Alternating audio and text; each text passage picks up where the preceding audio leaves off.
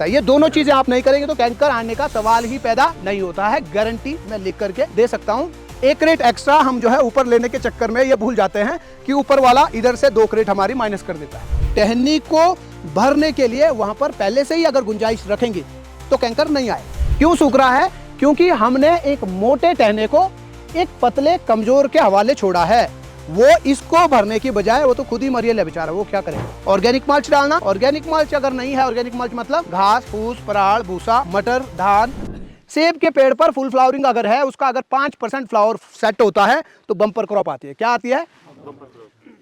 5% flower अगर shutter होते हैं तो बम्पर क्रॉप आती है। एक बीमे में 5 फ्लावर आते हैं। तो अगर आपके प्लांट बीमों से भरा हुआ है तो उसमें अगर आप 5% बीमे रखते हैं तो उसी में भी आपका काम हो जाता है, तो भी आपको बम्पर क्रॉप आ सकती है। इट मीन्स आप 15%, 20%, 25% बीमों को रेनोवेशन पे एवरी ईयर डाल सकते हैं। वो आपको देखना पड़ेगा। ठीक है जी। तो ये समझ गए आपकी जो मेन ब्रांच है उसी के नज़दीक आपको आना है। मोटा कट आपको 1 इंच से मोटा कट नहीं देना है। जो स्ट्रक्चर बन गया उसी के साथ आपको आगे बढ़ना पड़ेगा। जैसे ही आप मेन ब्रांच के नज़दीक आते रहेंगे, जो मैं कह रहा हूं, हर एक ब्रांच जो 1 इंच से मोटी है उसको मेन ब्रांच मानिए और उसके क्लोज आइए। जैसे आप उसके क्लोज आना चालू करेंगे सनलाइट पेनिट्रेशन बढ़ेगा। दूसरी चीज़, कोई भी ब्रांच आगे आगे ना बढ़ानी। यहाँ से ना फिर काटूंगा जी, यहाँ से और है ना, यहाँ से काटूंगा और ऐसे कट ही नहीं रहा है ना भाई। यहाँ से आगे आगे काटता रहूंगा और ब्रांच ऊपर ऊपर बढ़ती रहेगी। चाहे लीडर है चाहे ब्रांचेस है, बढ़ती रहेगी ना वो। फिर एक दिन क्या होगा कि मुझे जो है उसको काटने में ऊपर चढ़े में फिर वहां पे ऐसे ऐसे 10 मिनट तक उसको हम ऊपर झुला रहे हैं, खुद भी झूल रहे हैं, मजे ले रहे हैं। तो ये नहीं पता कि पीछे मालिक का जो है उतने को 20 रुपए 50 रुपए का बिल आ गया ना। और ये तो हमने काटते हुए किया। फिर उसके बाद जब सेब तुड़ान होगा उस वक्त एक और महानुभाव आएगा, वो भी उस दिन ऐसे ऐसे ही करता रहेगा। 10 दाने नीचे ऑलरेडी चढ़े होंगे, एक दाने के लिए फिर वो ऐसे ऐसे कर रहा है। मालिक की नज़र हटी तो दुर्घटना घटी, और अगर मालिक बिल्कुल है खड़ा फिर वो 10 मिनट बाद एक दाना निकाल करके आपको देगा। भाई 50 रुपए का है ये दाना, अब 10 मिनट से लगा हुआ है ना बंदा। अब इस 50 रुपए के दाने को कहाँ बेचूँ, किसको बेचूँ, कितने में बेचूँ, कैसे प्रॉफिट निकालूँ इसमें से मैं? तो अगर ऐसा कुछ हो रहा है तो उसको छोड़ो ना, आप यार काटो उसको वहाँ से।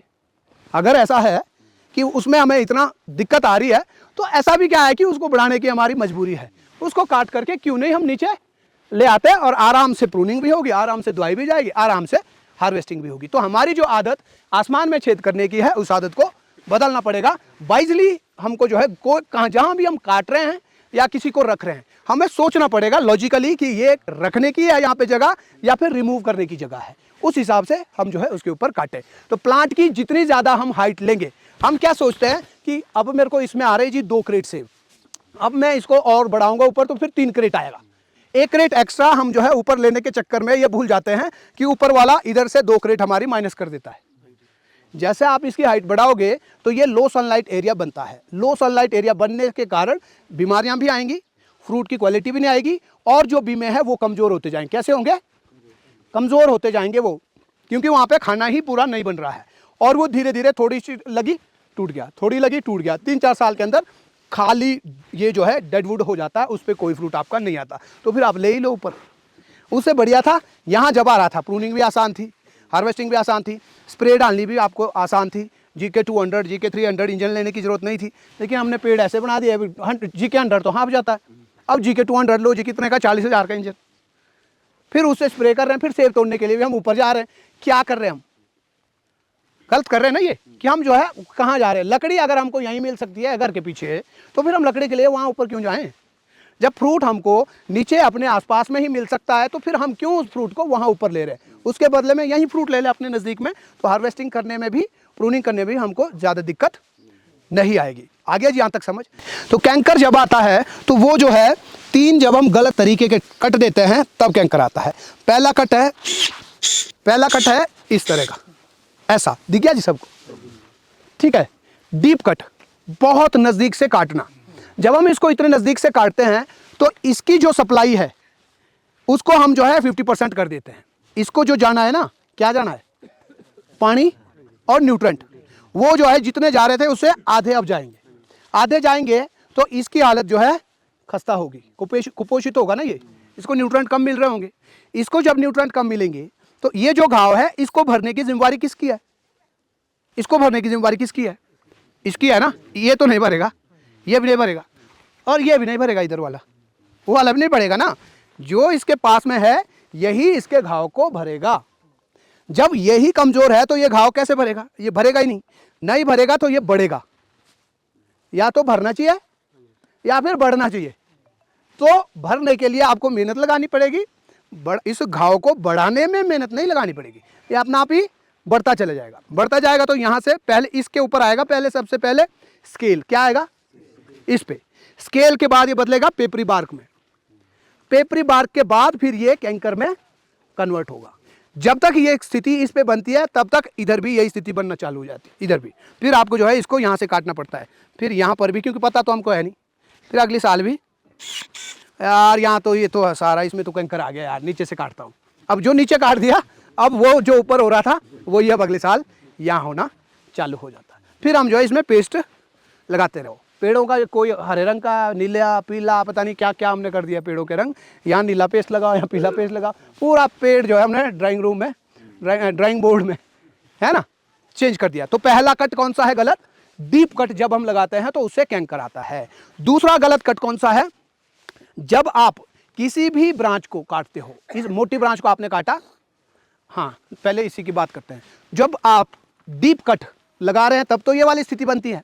जब आप डीप की बजाय ज़्यादा ऊपर कट देते हो, 2 इंच ऊपर आपने कट दिया, तो उस स्थिति में क्या होगा, जैसे यहाँ दिया ना ऊपर कट, इसमें क्या हो गया कि यहाँ पे जो है इधर से न्यूट्रेंट इस पे ऊपर नहीं जाएगा।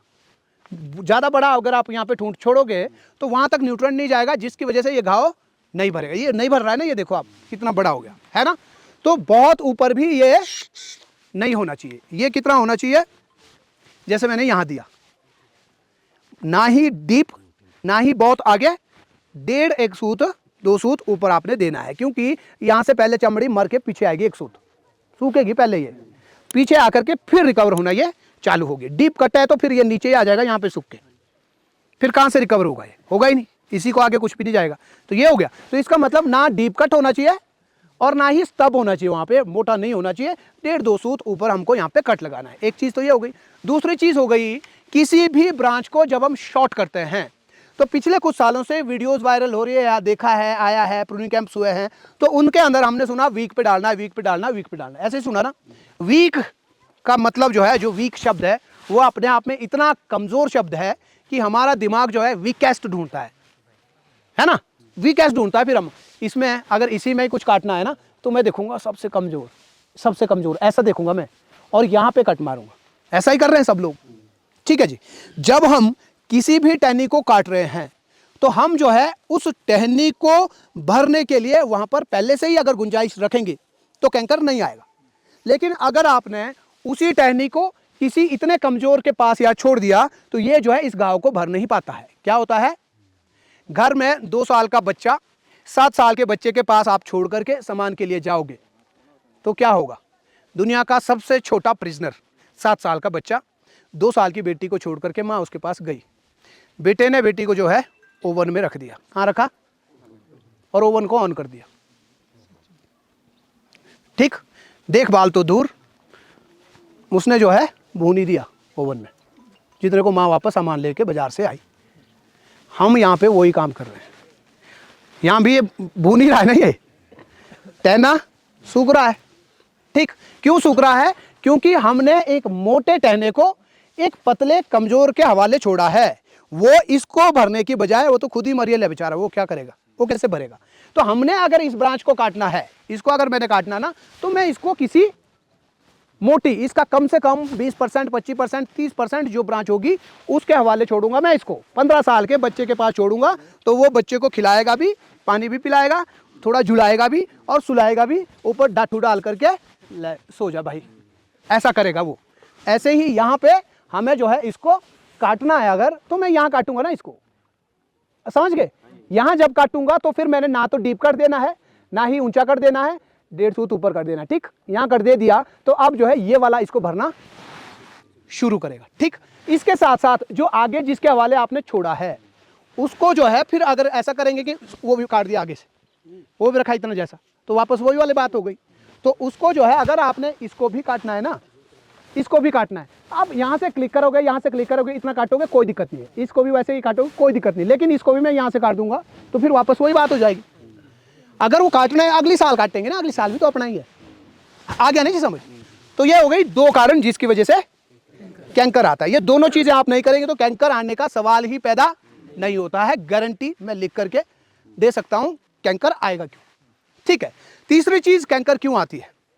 कैंकर आता है जब हम किसी भी ब्रांच को 1 फुट सवा फुट से ज्यादा खाली स्पेस में छोड़ते हैं।